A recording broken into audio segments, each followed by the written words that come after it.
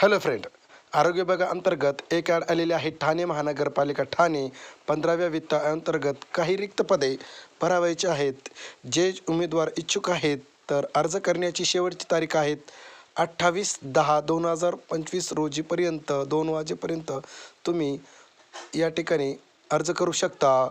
पहिलं पद आहेत GNM फिमेल, वॅकेन्सी आहेत 46, मानधन असणार आहेत 20,000 रुपीज. दुसरे पद आहेत GNM मेल, वॅकन्सी आहेत 5, मानधन असणार आहेत सेम 20,000 रुपीज. टोटल वॅकन्सी आहेत 51.